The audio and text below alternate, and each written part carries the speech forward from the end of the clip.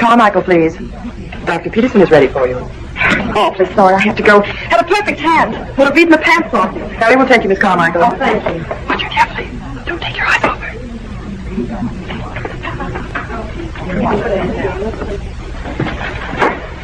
How are you today, Harry? Fine. You're looking a little brilliant. It's the light.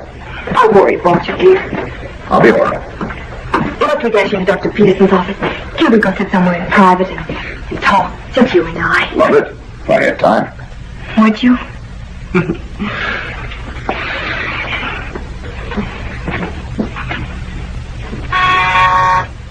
Come in. You ruined a very interesting card game, Dr. Peterson. You may go now, Harry.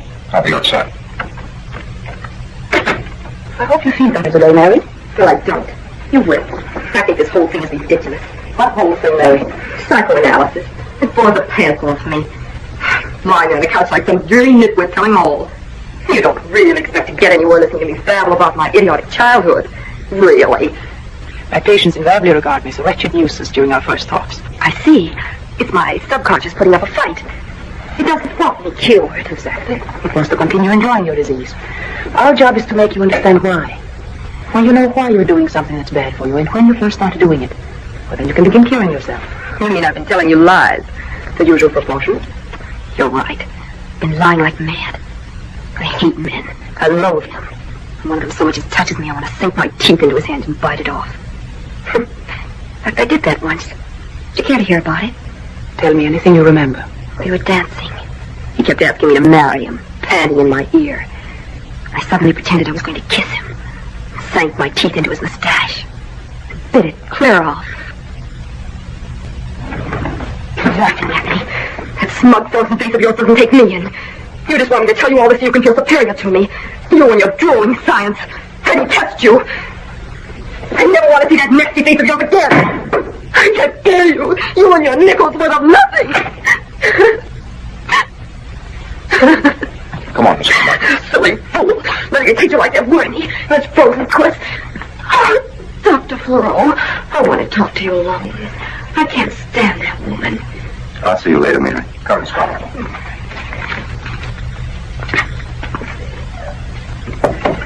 Murtaugh must be really out of his mind to assign Carmichael to you. You may report your findings to the new head when he arrives. You can't treat a love veteran like Carmichael without some inside information. I have done a great deal of research on emotional problems and love difficulties. Research by eye. I watched your work for 6 months. It's brilliant but lifeless. There's no intuition in it. You approach all your problems with an ice pack on your head. Are you making love to me?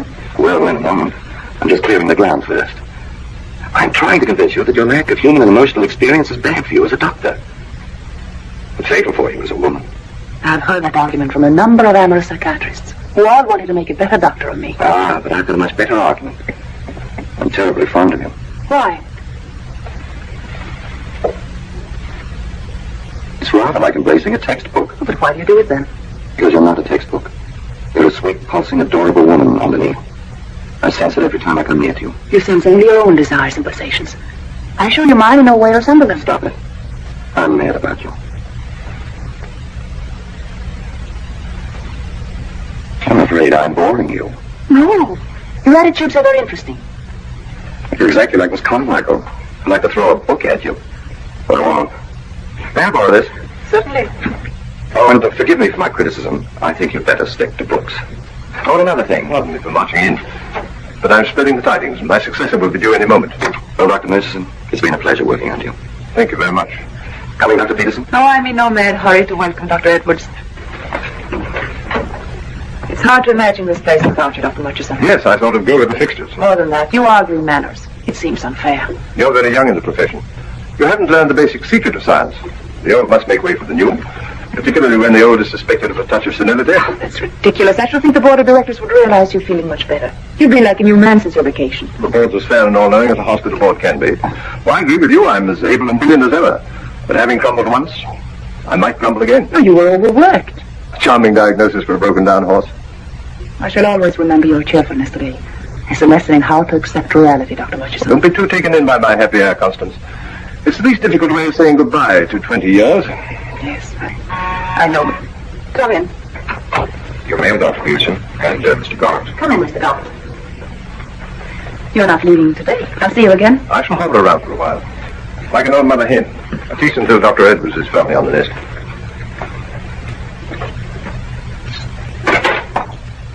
How do you feel today, Mr. Garrett? Somewhat better, Doctor. The thing seems a little less troublesome. May I do that for you, Doctor? Oh, thank you. No. I can do this myself very well. Please sit down. I'll be with you in a moment.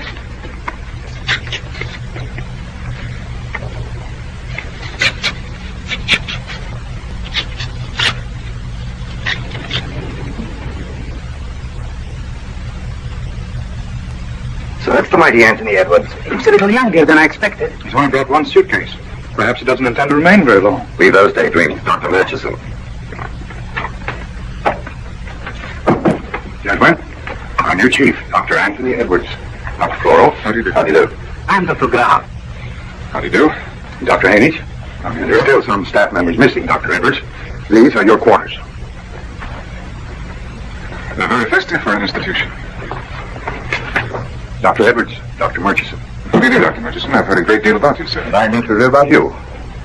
You're younger than I thought you'd be. Well, my age hasn't caught up with me yet. Mine has, it seems.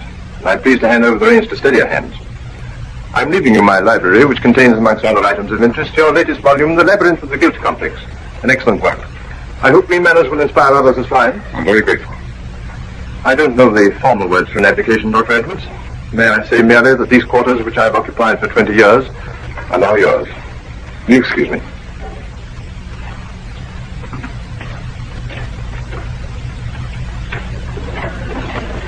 I spent a half hour with Dr. Edwards. I must say I was most favorably impressed. I intend to learn a great deal from Dr. Edwards. I think we all can from a man with such obvious talent. You're familiar with his work? Mm-hmm. Yes, I've read all his books. A very keen, unorthodox mind. Oh, it would be dreadful if Dr. Murchison's successor was unworthy of him. He's John S.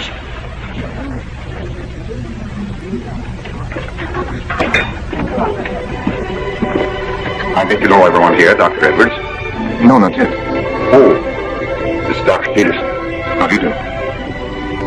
Dr. Edwards. Dr. Hamish has been showing me the grounds. It's a remarkable institution, Dr. Murchison.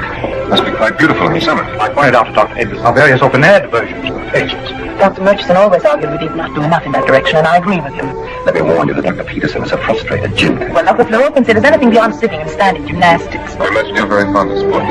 Yes, I am. And I miss them, particularly the winter sports. Did you show Dr. Edwards the album goal? Yes, indeed. Well, that's where we hope to have our new swimming pool. Oh, I'm a great believer in the swimming pool. There's a perfect spot for it among the elements. Not an oblong one, but an irregular pool or something. Something like this. You know? That house. I take it that the supply of linen at this institution is exhausting.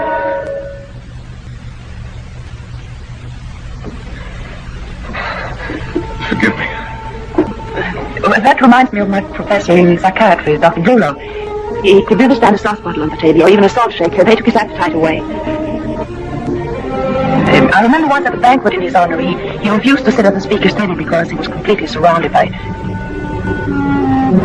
I get you.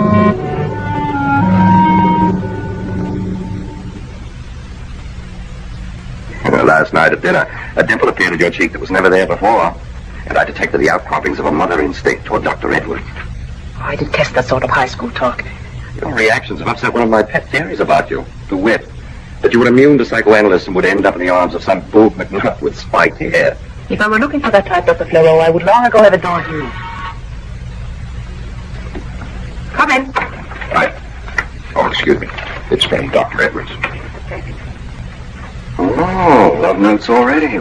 The French School of Science. I didn't want to come to this institution, but my brother insisted. I can see no sense in it myself. You see, I'm convinced I'm not suffering from any hallucination, but that my guilt is very real.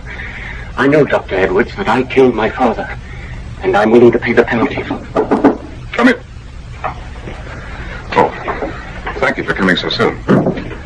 I've been listening to Mr. Garms and thought you might help me out. Oh, Mr. Garms, you shouldn't have disturbed Dr. Edwards. Well, it's all right. I'm very interested in Mr. Garms' case. Yes, I knew you would be. He fits perfectly into your chapters on the guilt complex. Would you mind telling me what you're talking about?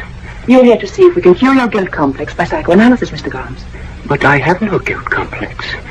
I know what I know. I killed my father, and I'm... No, you didn't kill your father. That's a misconception that has taken hold of you. Oh, I'm sorry, Doctor, you were talking to him. No. Go on. People often feel guilty over something they never did. It usually goes back to their childhood. The child often wishes something terrible would happen to someone. And if something does happen to that person, the child believes he has caused it. And he grows up with a guilt complex over a sin that was only a child's bad dream. What I am thinking isn't true, then. No. In the course of analyzing yourself, you'll see that. Would you care to go back to your room, Mr. Garms? Harry. I think we'd better put him under drugs for a few days. He looks agitated.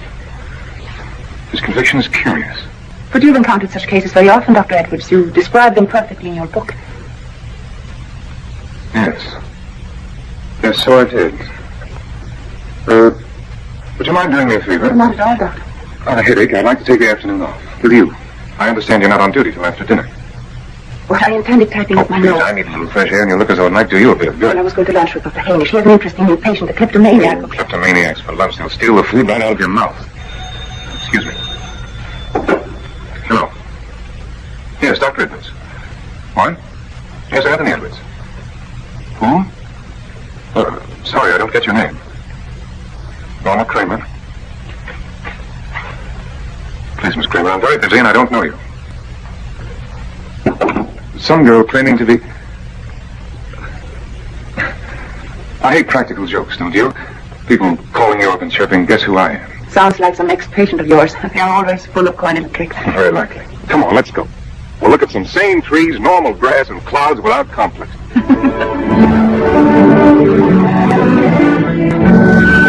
I think the greatest harm done to the human race has been done by the poets. Poets are dull boys, most of them, but they're especially fiendish. But they keep filling people's heads with delusions about love, writing about it as if it were a symphony orchestra, a flight of angels.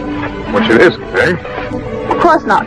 People fall in love, as they put it, because they respond to certain hair color, or vocal tones, or mannerisms that remind them of their parents. Oh, sometimes for no reason at all. Well, that's not the point. The point is that people read about love as one thing and experience it as another.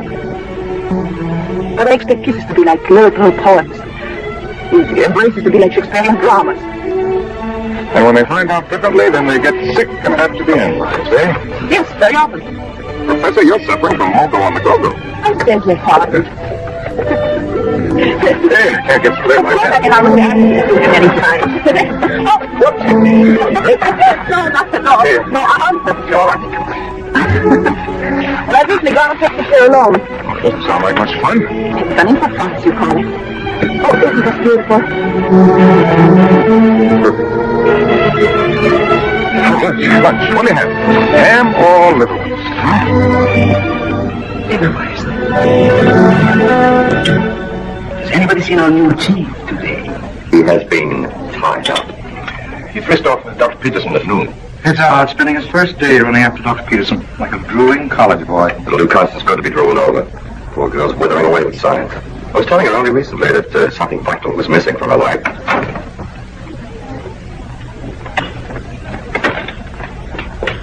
Oh, please don't get up. I just came in because I learned Mr. Garms became agitated again this afternoon. Yes, I gave him a sedative. I'm very sorry I wasn't here. Nonsense, you look as if you'd had instructive time. Instructive? Gentlemen, notice his stockings. The lady's been climbing trees. Or lolling in a briar patch. No, it's trees. There are 2 leaves in her hair. Allow me, Dr. Peterson. You're surpassing yourself as a charmer, Dr. Fleureau. Don't run away. Do have some coffee. Well, Dr. Peterson has already eaten, as one could tell by the mustard on our right forefinger. I would say hot dogs on the state highway. Would you really? Your diagnosis is, as usual, wrong, Dr. Fleureau. Not hot dogs, liverwurst. I'm very sorry I have to leave this nursery. I must see Mr. Garms. Looks as if we have Casanova himself, the head of Green Manners. Did you notice a blush every time he mentioned his name?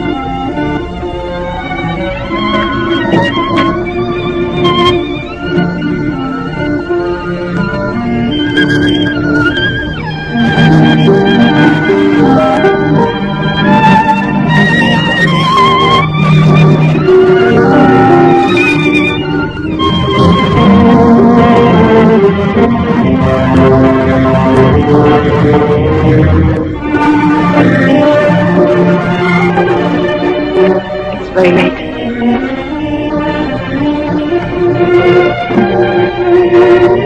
I was going to read your new book again. I would like to discuss it. I've never discussed an author's work with him. Of course, at school we had several literary professors, but that was quite different. I sound rather nervous, don't I? Not at all. I thought I wanted to discuss your book with you. I'm amazed at the subterfuge. I don't want to discuss it at all. I understand. It's remarkable to discover that one isn't what one thought one was. I mean, I've always been entirely aware of what was in my mind. And you're not.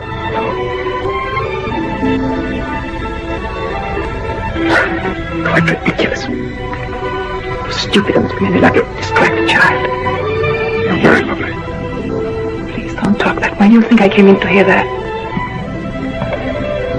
I know why you came in. Why? Because something's happened to us. But it doesn't happen like that. In a day. It happens in a moment sometimes. I felt it this afternoon. It was like lightning striking. It strikes rarely.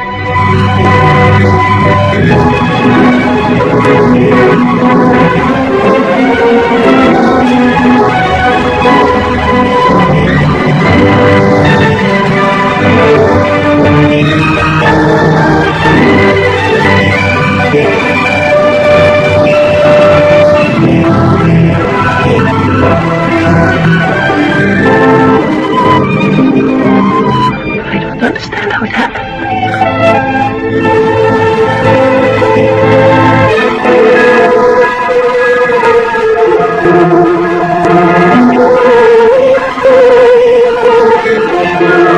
What is it? It's not you. Something about your robe. No, I don't understand. Forgive me. Something struck me. I've been having a rather bad time with my nerves lately. Your robe. I mean, the dark lines. You're ill. I'll be right. Hello. Yes, Dr. Edwards. Yes. Yes, what? Where is he?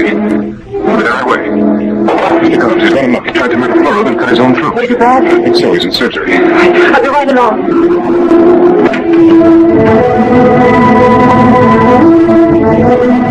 He's not out of blood, but I think he's gone through. What's the pulse? 140. It's going down.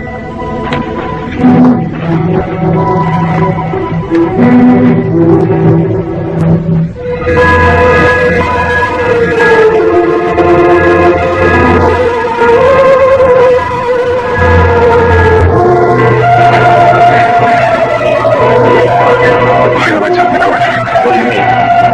It's dark. That's why I did it. The lights are on. Go on! Doors. Unlock them. You can't keep people in cells. Dr. Edwards. fools babbling about guilt complexes. What do you know about them?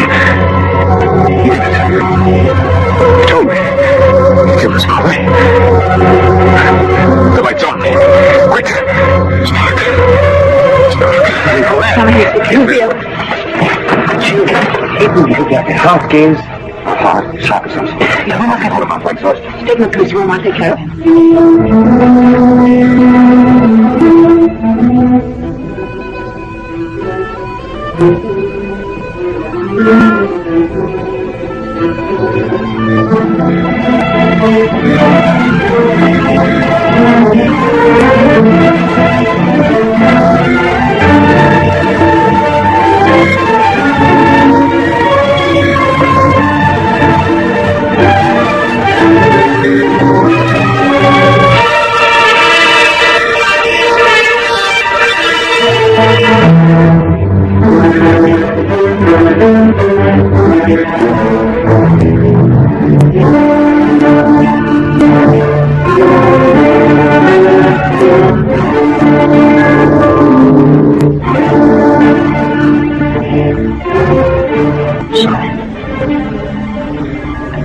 Suppose I make quite an exhibition of myself. Who brought me down here? You?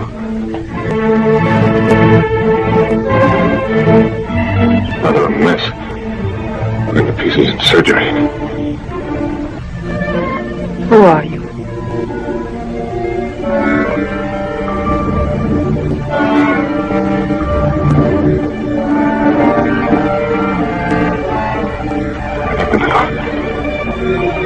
Edwards is dead. I killed him. Took his place. Someone else, I don't know who. And I killed him.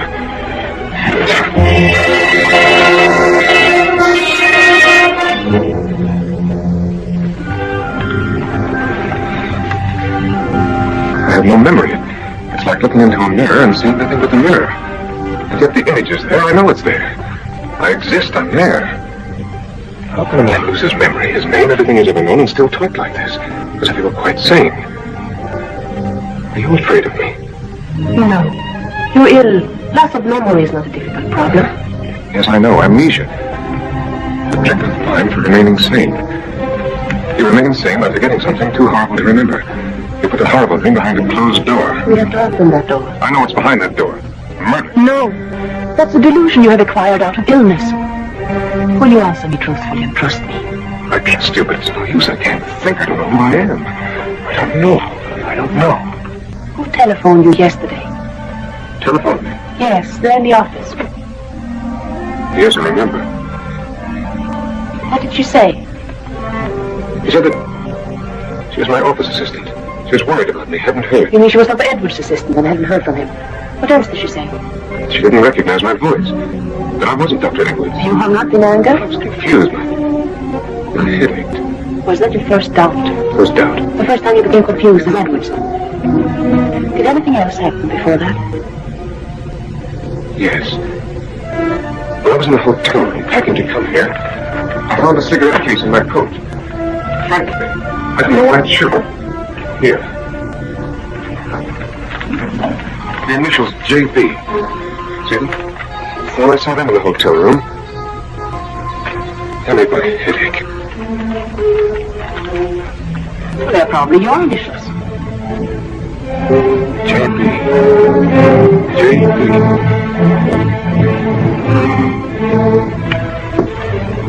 You must sleep. I think when you wake up, you'll be able to tell me more. If you trust me. I trust you. Wait. You better get some sleep yourself. I'll be all right.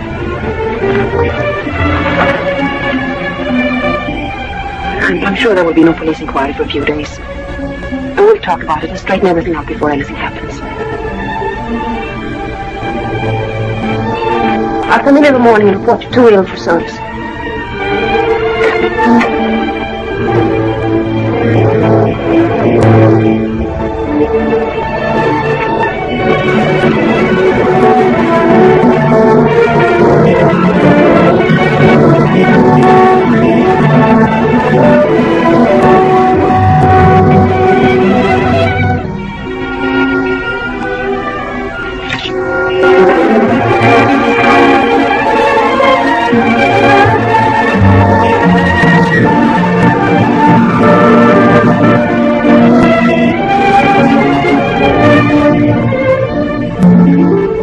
been in Dr. Edwards' office for 5 years, and the man who spoke to me is not Dr. Edwards. He let me have my vacation when he left on his. But I was very worried when I didn't hear from him last week. Then I thought he might have just come here without reopening his office. That's why I telephoned. Show them the picture. Oh, yes.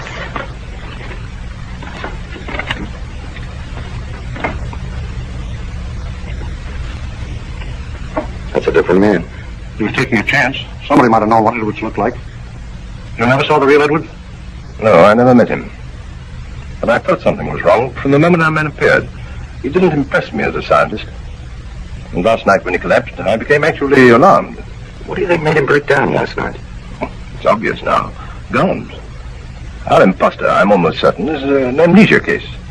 Gums brought him back to reality for an instant. And being unable to face the truth of who he was, he collapsed. You think he may have killed Edwards? Oh, there's no question of it. He killed Dr. Edwards and took his place in order to conceal his crime by pretending the victim was still alive. This sort of unrealistic act is typical of the short-sighted cunning that goes with paranoid behavior. But we're wasting time, gentlemen. His room is upstairs.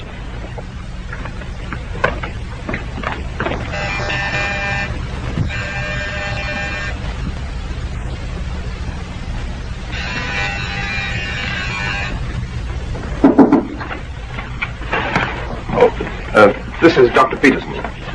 These gentlemen are from the police. The police? What has happened? Nothing to be alarmed about.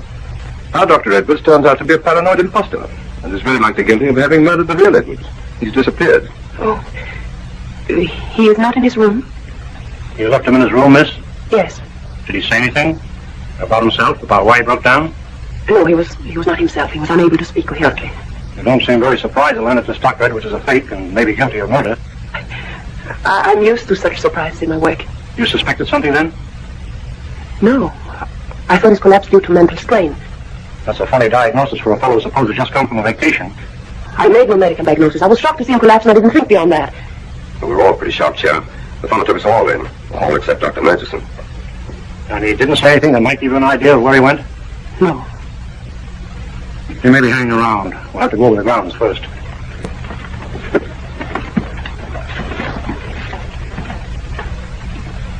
I'm sorry this has happened to you, Constance. I felt like warning you about him, but I wasn't certain. Don't worry. It's not your fault. They're bound to find him. I'll keep you informed of the police activities.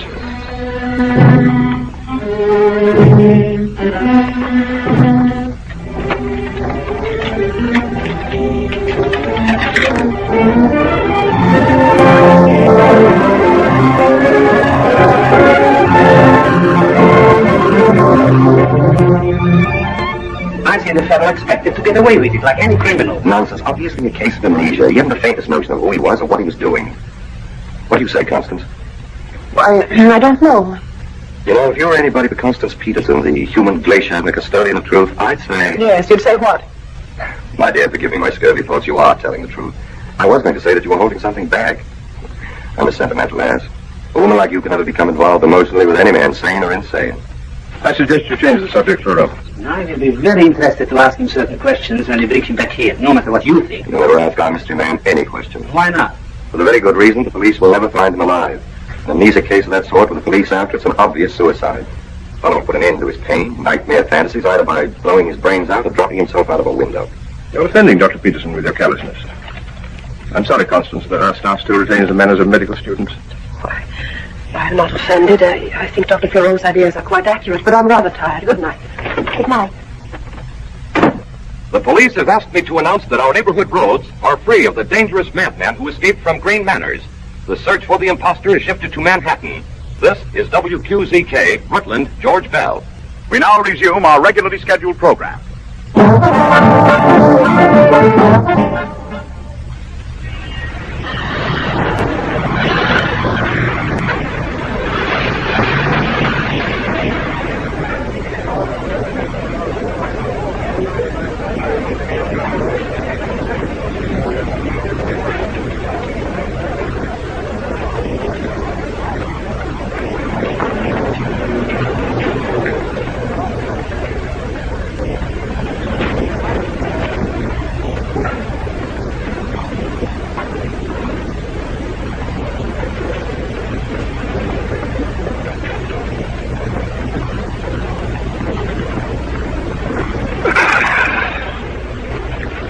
Sure feels good to take the weight off your feet.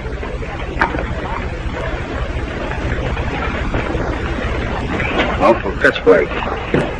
There's a town for you. You really can meet people in Pittsburgh. Friendly. A fellow could live and die in this town, and he couldn't meet nobody. How about you and me having a nice little drink together now that we're acquainted? No, thank you. You don't have to be so snooty about it. I'll have you know, Manette, that I know better people than you in Pittsburgh. Yeah, I'm sure you're a great social success given half a chance. Now you're talking. Do you mind not sitting in my lap in public? That's enough of that. Beat it. I'll have you know I'm a guest in this hotel. Who do you think you are? I'm the house detective. Get going. Oh, this town's getting worse and worse. Oh, that's all right, lady. You don't have to go. I'm sorry you were being annoyed. I've been watching you for some time, and I figured something like this might happen. You see, the chief duty of a house detective is to spot trouble in advance. You're not registered here, are you? No. Oh, well, I didn't think so, the way you were wandering around. Looking for somebody, huh? Oh, now, don't be afraid of me. I'll get you spotted as a lady in trouble. And from out of town. School teacher or, librarian, which is it? School teacher. I thought so. They always look like they've just lost something. Maybe I can help you. I don't think so, thank you. Looking for some man, I suppose. Must be a relative. And from the worried look, I'd say a pretty close one. A husband, for instance. I'm really amazed. I hit it, huh? But how could you tell? Well, I'm a kind of a psychologist. You know, you gotta be in my line. Now, would you mind filling in a few of the blank spaces for me? No. It's just that we quarreled. Oh, and then you got sorry and you came running after him. That's the usual psychology. But now you're afraid to face it. Oh, no. It's that I don't know what room he's in. He told a friend he was coming to this hotel, but under a different name, so I couldn't find him. But I must find him and apologize and make him feel better. When did he arrive here? Yesterday morning. Give me a description of him. He's very tall and attractive. Dark hair, a rather rugged face, and brown eyes and one suitcase. I'll go check on him.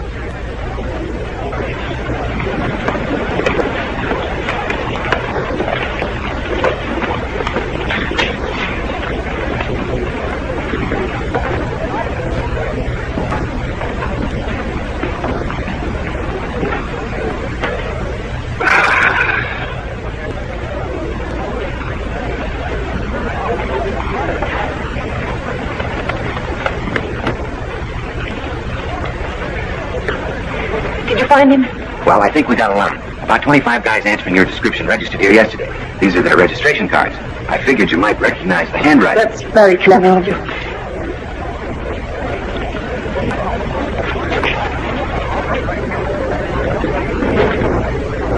This is his handwriting. John Brown, huh? Not much imagination for an alias. Room 3033. Oh, thank you very much. I was going to sit there all day watching for him. Well, I knew you would. I'm glad to be of service. I'm a married man myself, and I know how it feels to have a wife come chasing after you to apologize.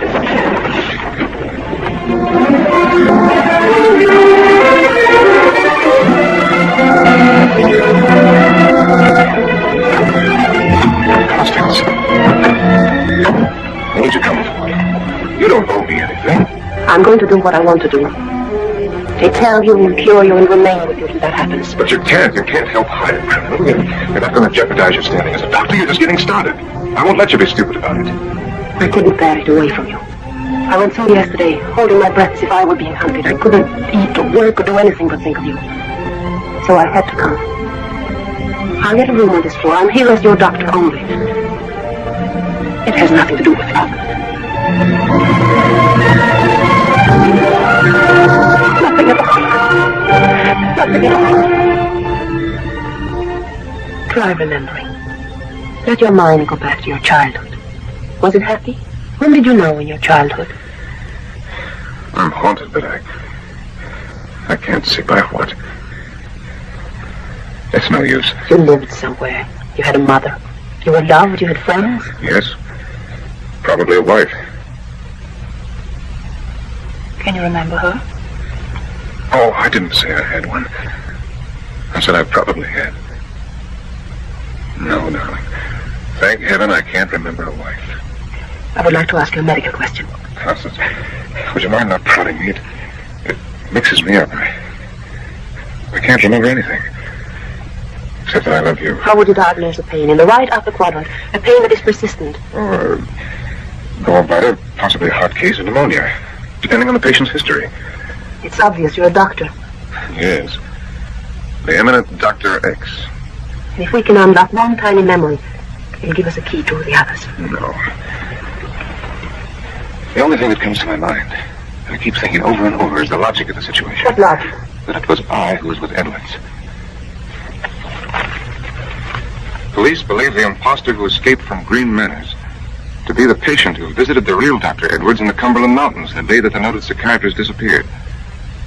No trace of Dr. Edwards has been found since he left the Cumberland Resort in the company of his supposed patient. Do you remember that? No. But why do you believe him if you were with him? Because wherever we went, I came back with his identity. I wouldn't have come back as Dr. Edwards if I hadn't known that he was dead. How would I have known that he was dead if I hadn't been with him when he died? Were you? I don't remember, but logically, I know that I must have been. And logically, I also know why the body hasn't been found. Because it was hidden by me. Don't you see that you're imagining all this? You call yourself names. You insist without proof that you're a murderer. You know what that is, don't you? Whoever you are, it's a guilt complex that speaks for you. A guilt fantasy that goes way back to your childhood. I think you're quite mad. You're much crazier than I. Do all this for a creature without a name. To run off with a pair of initials. The police have not given your name or case history to the papers. That must mean only one thing, that your name was not in Dr. Edwards' files. You were in an accident. Where was it? What happened to your hand? Your hand was burned. You've had an operation over the last 6 months. The skin graft, 3rd-degree burns. Your hand was burned. Where? Hurts. Try remembering. My hand hurts. Your hand is remembering. Open your mind and the pain will leave. Where did it happen? I can't, it hurts. What happened? It's burning my hand. Try to remember.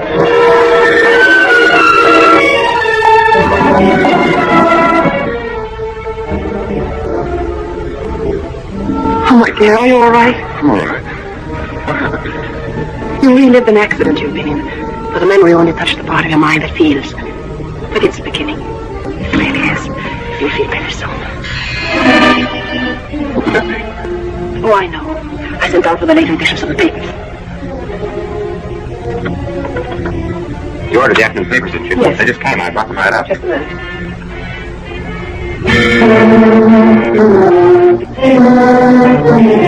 Here you are. Oh, thanks. My picture's in the paper. You recognize me. We got to go. Quick, we can't pack.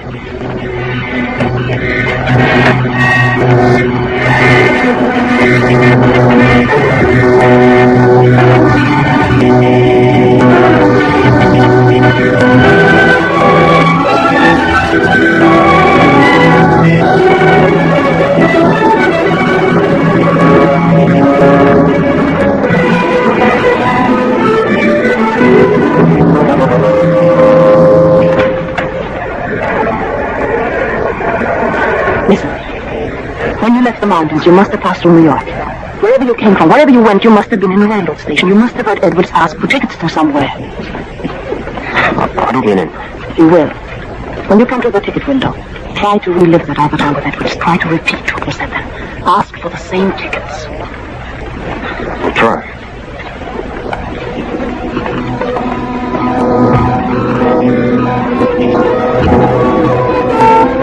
Come on, Philadelphia.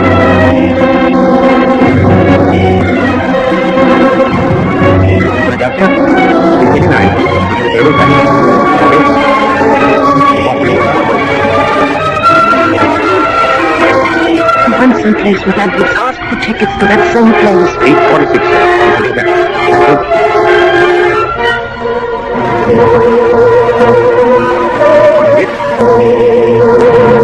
What do you want?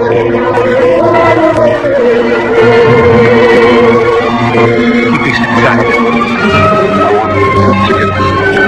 Where to?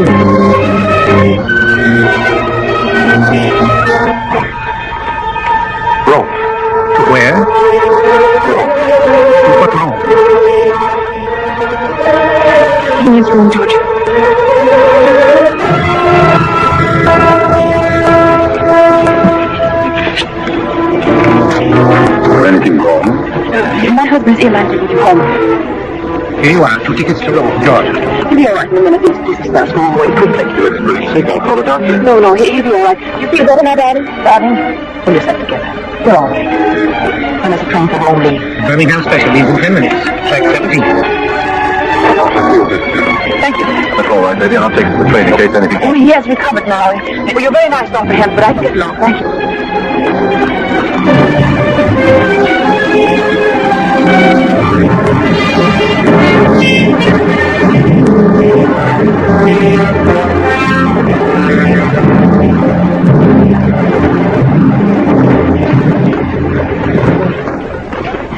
We're taking this train. We walk down a ways and then turn back. Oh, what's the matter with this train? A policeman noticed by the tickets. Very suspicious? No, he was very nice. But when he goes to the police station tonight, he may find descriptions of us posted in the old address. And they'll tell him about Rome, Georgia next week. I can't go back to the hotel. I'll have a million police there by now. We're not going back. We're going to Rochester.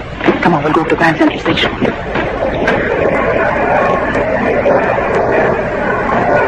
Oh, by the way, what are we going to Rochester for? We're going to visit Dr. Brumwald. Oh, that's the fellow who doesn't like sauce butter. He was my analyst. He psychoanalyzed me. Really? What was wrong with you? Oh, all analysts get to be psychoanalyzed by other analysts before they start practicing. Oh, that's to make sure that they're not too crazy. Apparently the mind is never too ill to make jokes about psychoanalysis. I'm sorry. I'm afraid. So I am. I keep forgetting you're impatient. So do I. When I hold you like this, I feel entirely well. Will you love me just as much when I'm normal? Oh, I'd be insane about you. I am normal. At least there's nothing wrong with me that a nice long kiss wouldn't cure. Oh, I've never treated a guilt complex that way before.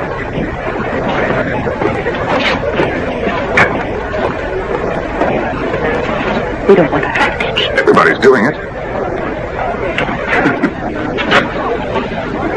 You both going? Yes. Yes.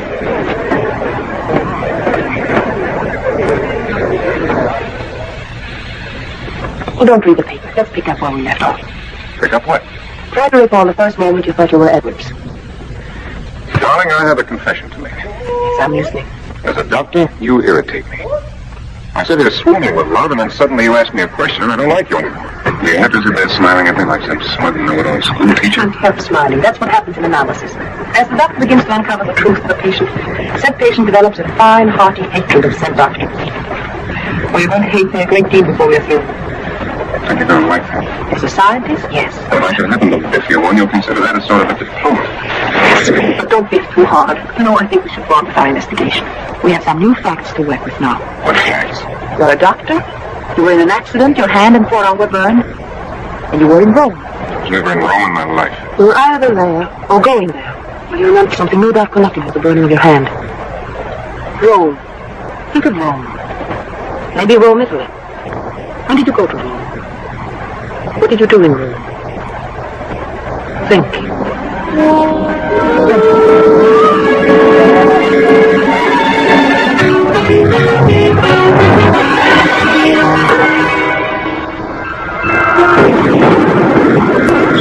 I remember something. Fighter plane spotted us. Flying? Transport medical crew over Rome heading north. They hit us. Uniform burned. Bailed out. What else? No, it blacks out. You left the army? Yeah. Probably deserted the hand. I hated killing. I remember that much. Your gate passes were obviously playing for your duties as a soldier. Stop it. Babbling like some phony King Solomon. That little cat with a double top that doesn't make sense of anything I hate is a smug woman. Now you may just beginning. Don't bear too hard yet.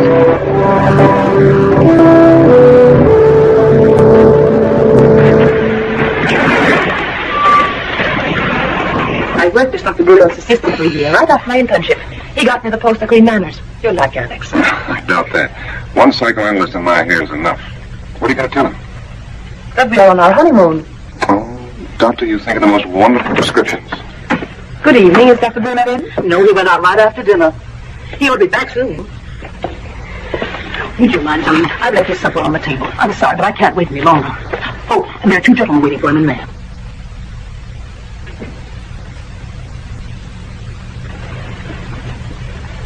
How do you do? How do you do?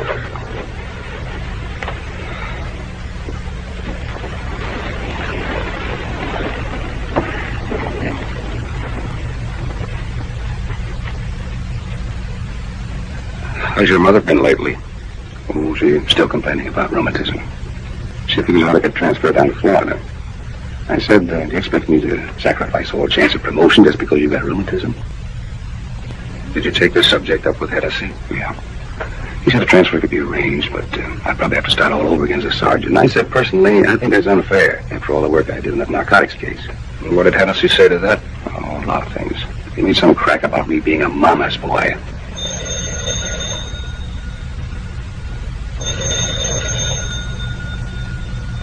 Pardon me. That may be from me. I gave headquarters this number. Hello. Yes, that's Lieutenant Cooley. Any new developments? Well, when did you find that out? No. Right, I'll be down later. Goodbye.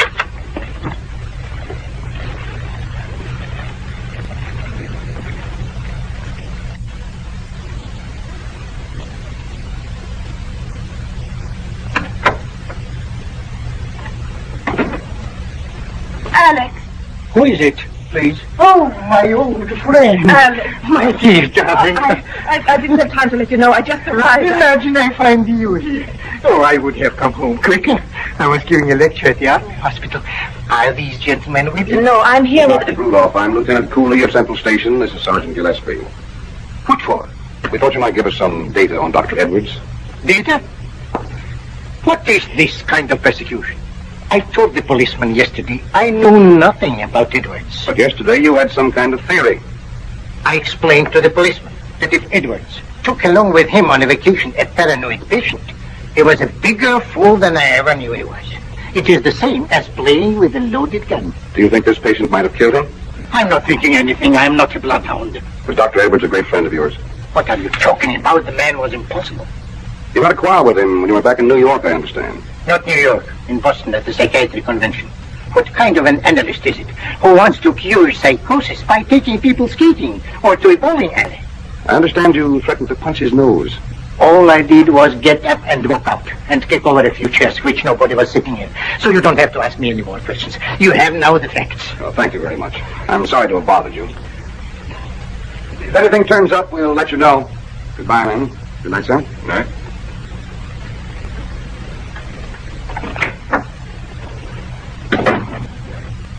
What do you suppose they are snooping around me for? The next they will give me the 3rd degree.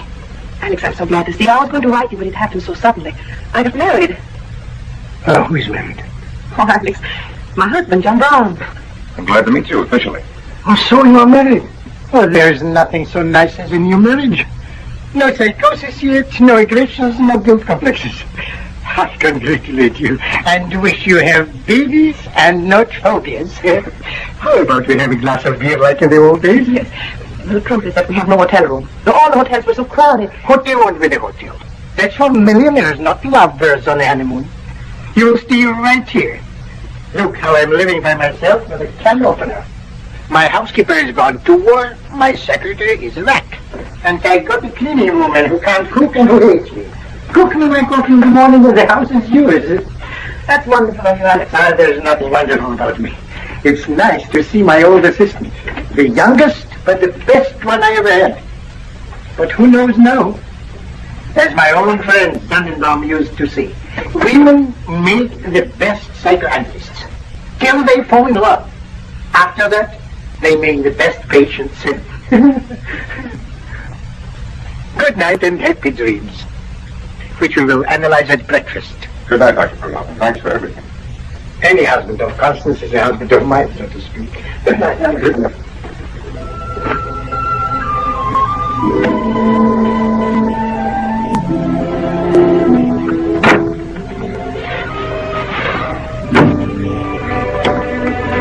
He was a perfect police. Was it? Carried it off like a grade A gunboat. Alex, I'm terribly skeptical for a few minutes, but it turned out very well. Providing a professor isn't wiser than he seems. Alex, oh no. Things like this here. Someone's been here since my time. No, Alex didn't think anything. He's sweet. It is sweet, but it didn't even ask us where our bags were. Yeah, Alex is always like that, in a complete dream state socially.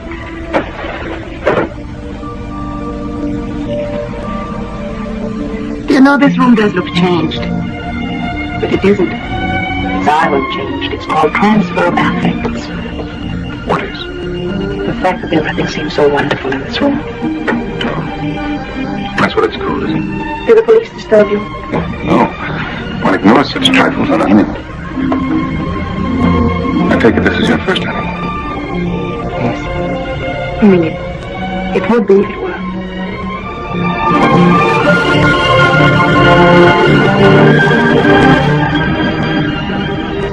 For what it's worth, I can't remember ever having kissed any other woman.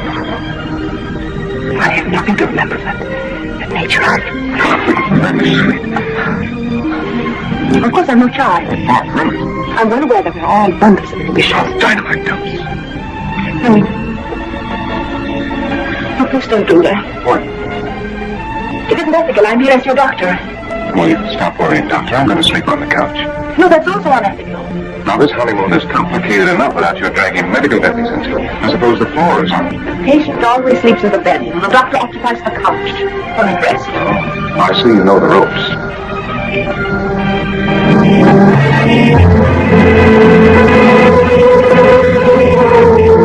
You remember something? No. This room reminds you of something. No. You're resisting a memory. What is in your mind? No. Yes, you're resisting it. Don't stop that again. Don't stand there with that wiseacre look. I'm sick of your double talk. You're leading to the bed.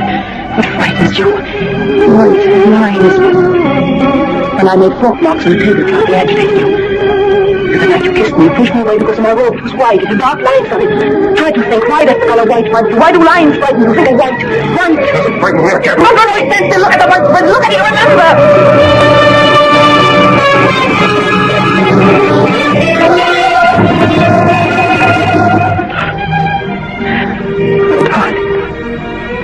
You mustn't be frightened. You must be making progress. We have the word worry to our side.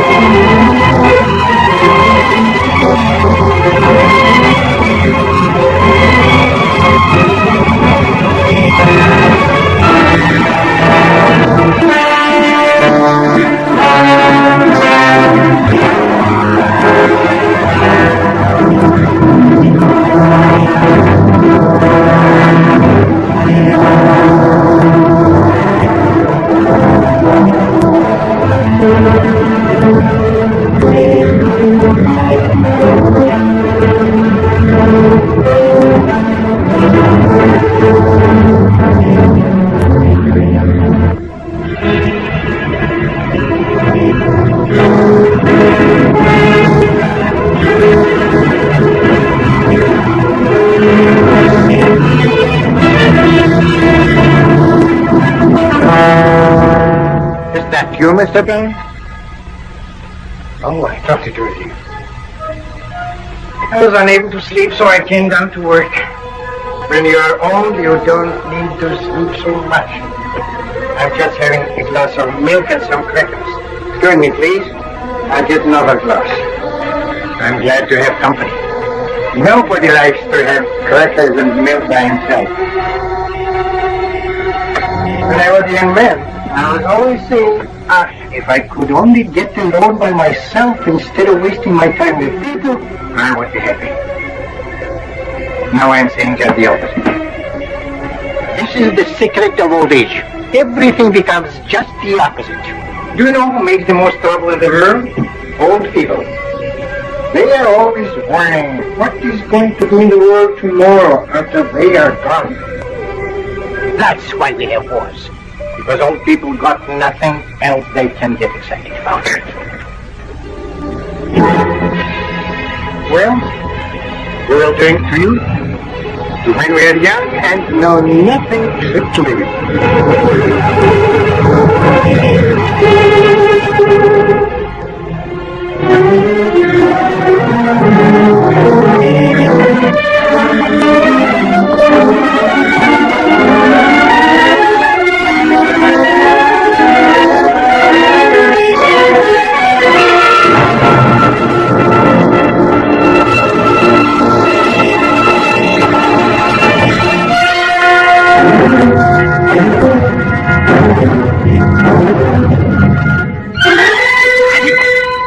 Are you all right?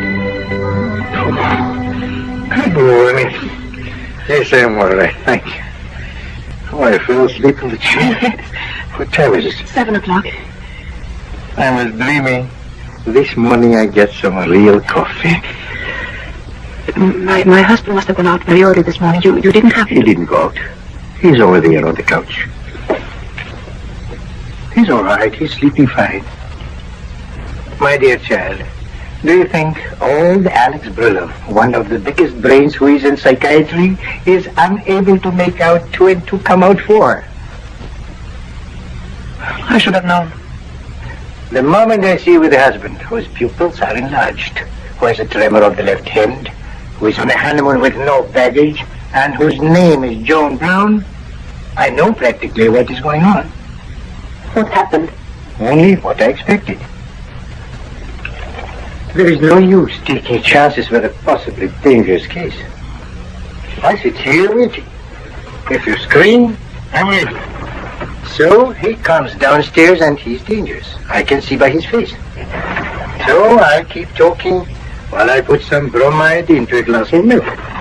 Enough to knock out 3 horses. When he falls down, I run up to see you. You're sleeping like a baby, and I come back here to watch out. The struggle against his condition agitates him at times, but there's no danger in him. This is what I found in his hand last night.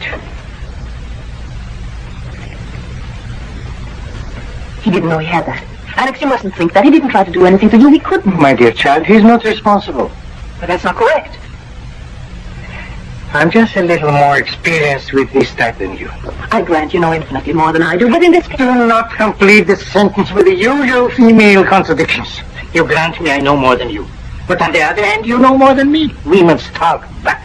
Alex, what are you going to do? Something more for you than for Alex. me. I'm calling the police. No, please. You are giving me orders. My own pupil. You don't know this man. You know only science. You know his mind, but you don't know his heart. We are speaking of a schizophrenic and not a Valentine. We're speaking of a man. Oh, yes. Love. Look at you. Dr. Peterson, the promising psychoanalyst, is now all of a sudden a schoolgirl in love with an actor, nothing else. Alex, let me tell you about him. What is there for you to see? We both know that the mind of a woman in love is operating on the lowest level of the intellect. Doctor told me not to smoke in the morning, but I'm too excited. You're right. I'm not an analyst, not even a doctor here. I'm not talking to you as one. But believe me, not what I say, but what I feel. The mind isn't everything. The heart can see deeper sometimes. The shock of a police investigation might ruin his chances for recovery, and I can save him. But if he killed Dr. Edwards, how can you help him? He didn't. But if it turns out he did, which I wouldn't certainly do him. It won't. You yourself taught me what Freud says. A man cannot do anything in amnesia with his real character wouldn't have done. And how do you know what his real character is? I know. She knows. This is the way science goes backward. Who told you what he is? Freud? Or a crystal ball? I couldn't feel this way toward a man who was bad, who had committed murder. I couldn't feel this pain for someone who was evil. You are 20 times crazier than him. She couldn't love him if he was no good. This is baby talk, nothing else. What do you want I should do? Give me time to treat him and cure him. The police find him and shock him into an incurable condition. This could take a year. Oh, no. All right, a half a year? We should sit and hide for a half a year, waiting to find out if he's going to cut your throat, my throat, and set fire to the house. Oh, my dear.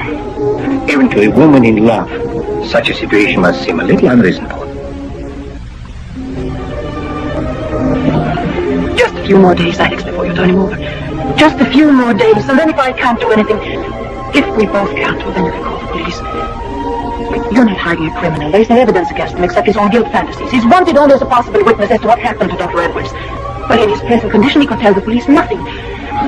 Don't you see you're doing nothing against the law? We're helping them by investigating the patient as doctors. Doctors who want the truth even more than they do. All right. You'll wait. Go make me coffee. I'll pretend to myself I'm acting sensible for a few days.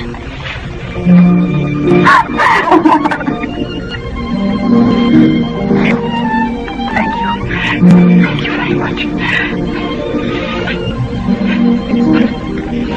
I'll make you coffee. But then I can't.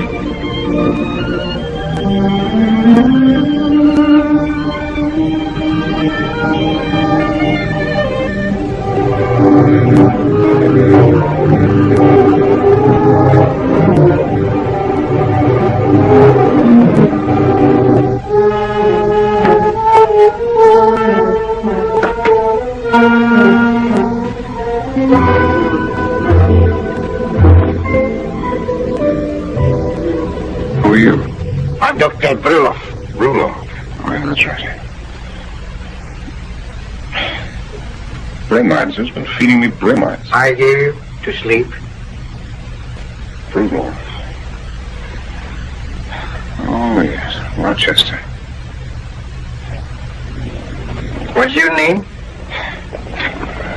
I don't know. Constance told you. Oh, nobody told me. If I don't know a patient with amnesia when I see one, what do I do? You don't remember your father or mother? No. Wife or sweetheart? No. Don't fight me. I'm going to help you if I can. I'm going to be your father image. I want you to look on me like your father. Trust me, lean on me. This is a shortcut, but we haven't much time. All right, go ahead. I'm leaving. Maybe you've got something you want to tell me? A single thought? A few words in the corner of your head? Go on, talk to me. Whatever comes into your head, just say what it is. There's nothing. Maybe you dreamt something? Yeah. What did you dream? I don't believe in dreams. That Freud stuffs a lot of hooey. Oh, you are a fine one to talk. You've got amnesia and you've got a guilt complex. You don't know if you're coming or going from someplace. But Freud is hooey. This you know. Wise guy. You don't like me, Papa. You want I should help you?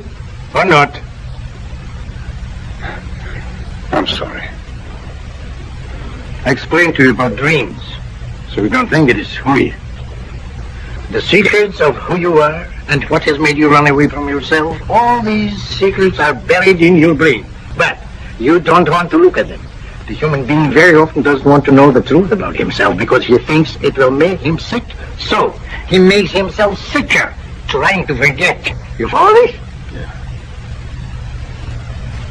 Well, how do you feel? Coffee. Awful. The patient is going to tell us what he dreamt. Oh, fine. I'll take notes. I'll get my glasses.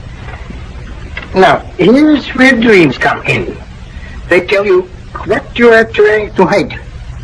But they tell it to you all mixed up like pieces of a puzzle that don't fit. The problem of the analyst is to examine this puzzle and put the pieces together in the right place and find out what the devil you are trying to say to yourself. Let's see. I kept thinking while I was dreaming that all this meant something. There was some other meaning in it that I ought to find out. We'll find out.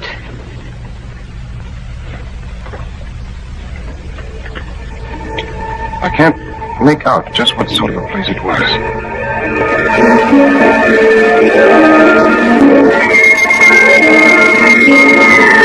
It seemed to be a gambling house. But there weren't any walls, just a lot of curtains with eyes painted on them. The man was walking around with a large pair of scissors cutting all the drapes in half.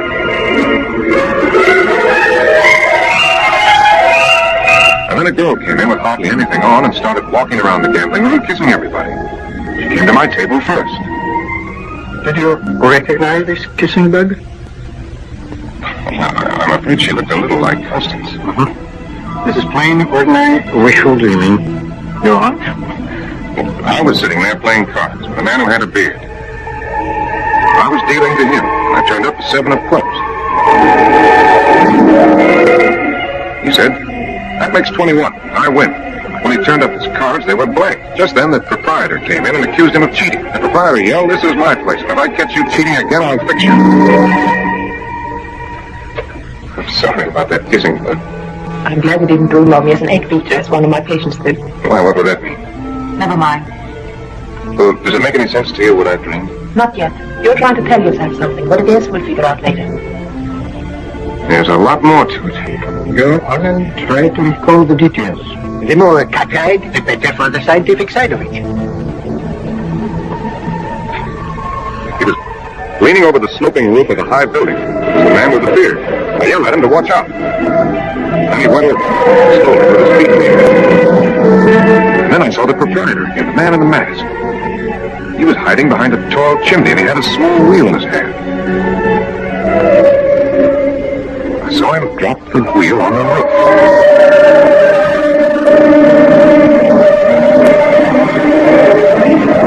Suddenly, I was running. Then I heard something beating over my head. It was a great pair of wings.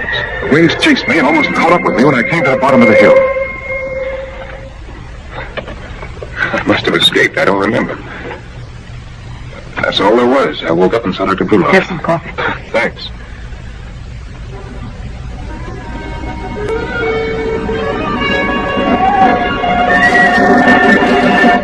Something's happening. What is it?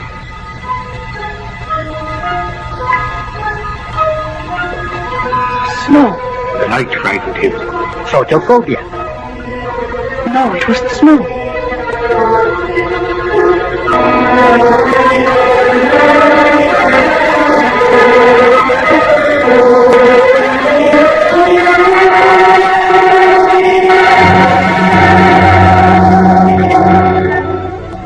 The white is afraid of. Snow, are those tracks? What tracks? The sled tracks in the snow.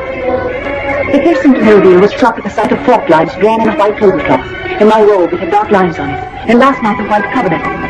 At those dark tracks in the snow. We'll pull the blinds down, please. Dr. Edwards was full of sports. He mentions tennis and skiing in his book as rather than fingerprinting and mental disorder. Skiing.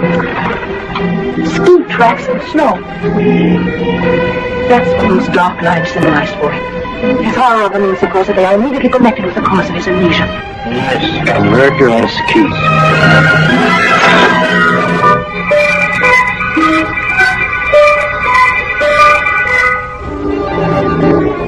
Where did Edwards go for his skiing? We must find out. Can you tell us where? Try. He has told us of it. In his dream. Let me see your notes. What can we do for him? Oh, you're not his mama. You're an analyst. Leave him alone. He will come out of this by himself. The sloping roof. That means only mountainside. They were skiing. The father imaged the bearded man is Dr. Edwards. That's very simple. Dr. Edwards plunged over the precipice while skiing. And then a shadow chases him up and down a hill. That could mean he was escaping from a valley. Skiing resorts are called valleys, like Sun Valley. He was being pursued by a winged figure, a witch or harpy. No, the figure was you. If you grew wings, you would be an angel. Please try telling the name of the resort. Angel. Angel Valley. Do you remember Angel Valley? No, We can go to travel agency and check on the resort names. it wasn't Angel Valley. I remember it. It was a place called Gabriel Valley. What else do you remember now? Who was the masked figure in your dream? It was an accident. Do you remember that skiing accident? Dr. Edwards went over a snow cliff. It was an accident. I can't say this anymore. I've had enough. We've got to call the police. No. We have to go to Gabriel Valley. You've got to go with me. That's for Cooley when he comes in. I don't.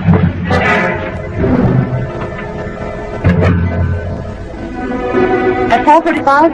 Thank you. Goodbye. There's a train leaving in an hour. We can make connections for Gabriel Valley. I know what I have to do. I can't go on endangering you. I know about last night. Nothing happened. But it will. I've got to end it before it does. I love you. But I'm not worth loving. Darling, you can help me afterward. There's no help afterward. If you give yourself up to the police in your condition, there is no afterwards for either of us. I can kill you. You can't undo a murder. There's none to undo. I killed him. And now you last night. Don't try to stop me. I've got to go.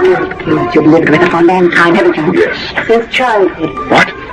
Ever since your childhood, you've tried to run away from something. You always felt guilty about everything that happened around you. What was it in your youth? It must have been terrible for you to prepare to think you murdered Edwards rather than remember what happened wrong. You said you loved me.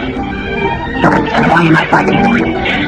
Because I love you. Because I need you. I want you to come with me to Gabriel Valley. What good will I do? When you see the hill where the accident happened, you will remember it. We go skiing together as you did with Edwards. I was there. I killed him. You'll see your innocence. You'll see what really happened. You mean because it will happen again? Yes. And what if I killed him?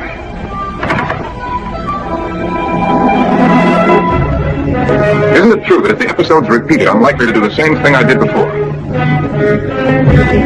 And how do you know I won't kill again? Because I'm convinced you didn't kill in the first place. You believe in me enough to take such a chance? Of course I do. We are going back to that skiing. We'll find out what it was in your childhood that's haunted you all your life. And we'll also find out what happened to Dr. Edwards.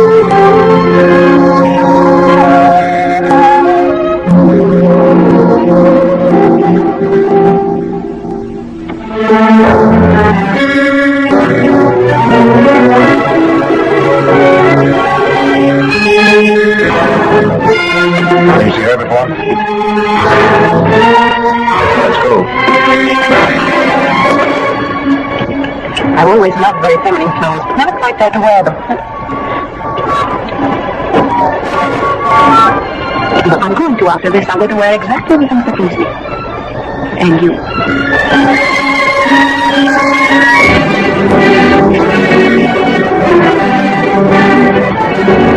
Even very, very funny hats. You know, the kind that makes you a little drunk.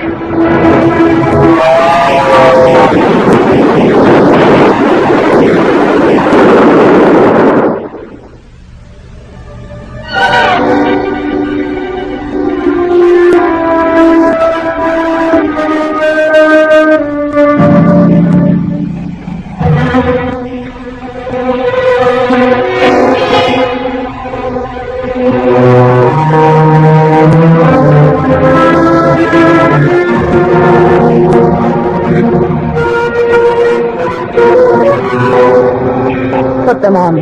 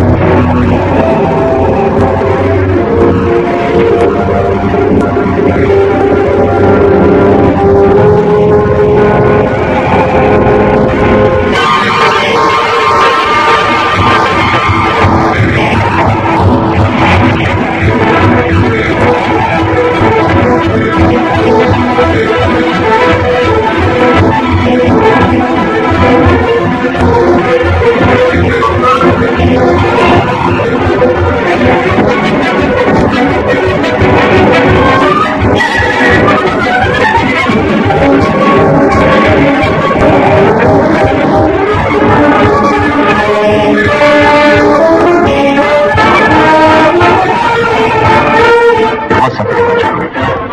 Something in my childhood. Remember now, I killed my brother.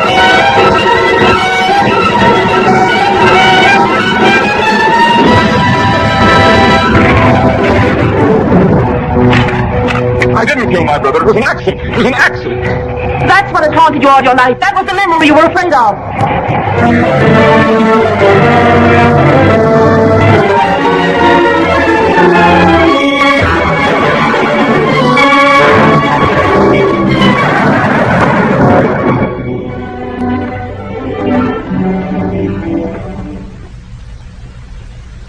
It's like looking into a picture book and older, seeing the familiar pictures one at a time.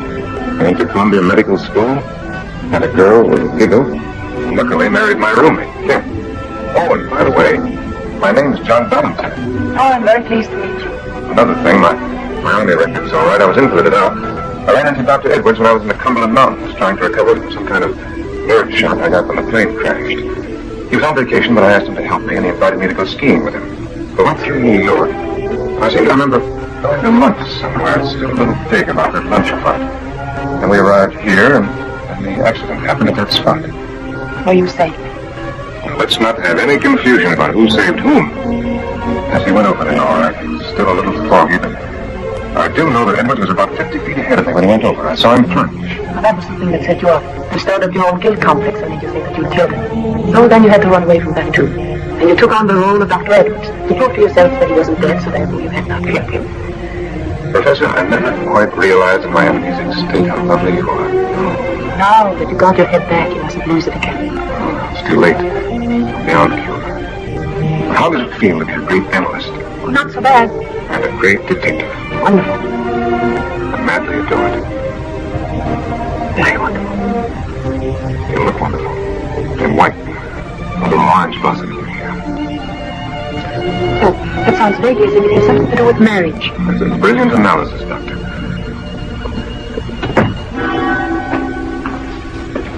Oh, hello. You know Lieutenant Cooley and Sergeant Gillespie from Rochester? Yes, we know them quite well. How did you find us? Well, no thanks to your friend Dr. Burloff. We made a few inquiries at the railroad station. He left the trail a mile wide. You arrived just in the nick of time. I believe that's the usual expression. We found the body of Dr. Edwards. It's almost exactly where you told the local police it would be. You remember the spot very well. Oh, thank goodness it's all cleared up. Well, not quite, Dr. Peterson. I'm afraid a bullet was found in the body.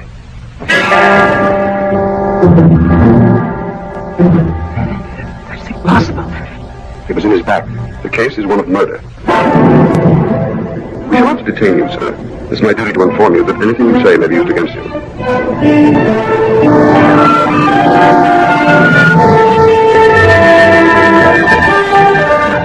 No, you mustn't say you killed him, darling. Try to remember what happened before Edwards went over. But when he said he killed him, he wasn't himself. He was in a state of great mental distress. You can't put him away. You can't. It destroys mine. Don't you understand? Goodbye, my dear. We won't give up hope. I'm going to fight and fight and get you free.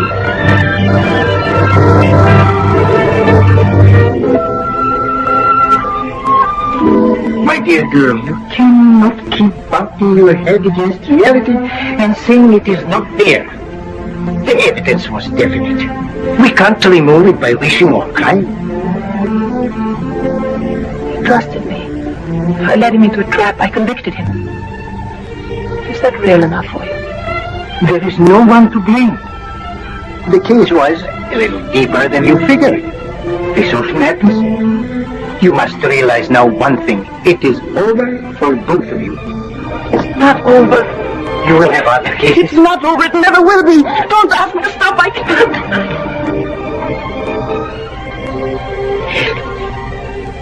Oh, I'm sorry. Thanks for straightening things up with Dr. Murchison and everyone.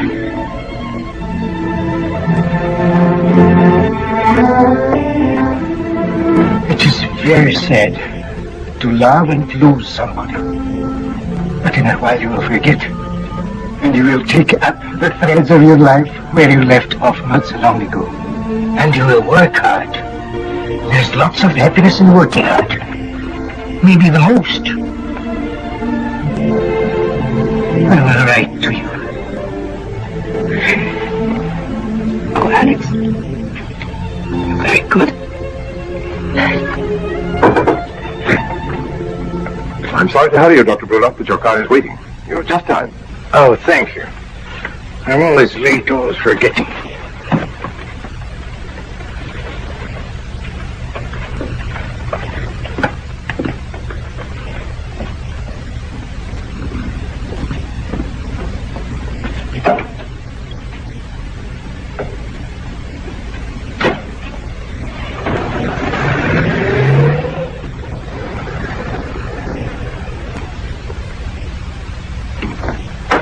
Brilliant man.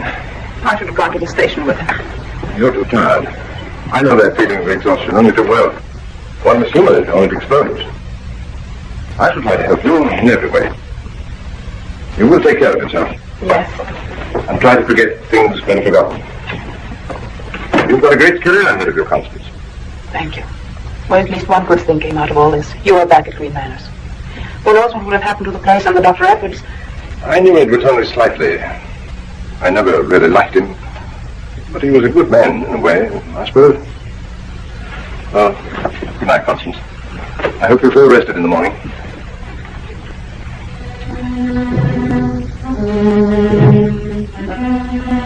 I knew Edwards only slightly. I never liked him very well.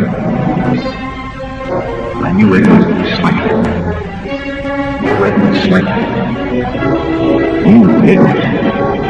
Knew Edwards slightly. Knew Edwards. Knew.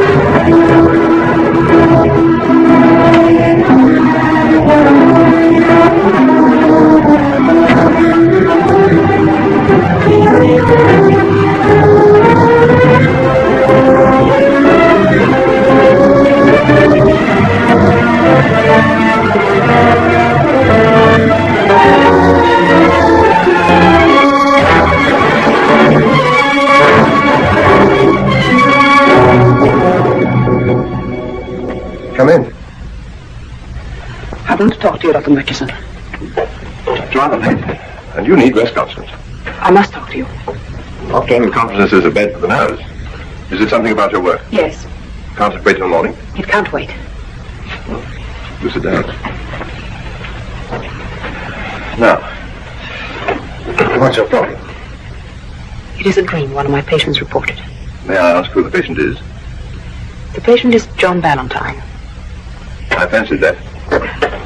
And you're still working on the possibility of his innocence. Charming loyalty. One of your most attractive characteristics, Constance. What did he dream? He dreamt he was in a gambling house. It was full of odd people playing with blank cards. Blank cards. Obviously, the patient was trying to deny it was a gambling house by dreaming of spurious cards. One of the people in the place went around cutting the grapes in half. Another was a scantily dressed girl who was kissing everybody. With a little effort, one could almost imagine them inmates of Green Manors. That's what I had in mind, Dr. Murchison. Interesting notion to play around with, isn't it? Do go on. There were eyes painted on the curtains around the walls. Oh, the guards at Green Manors.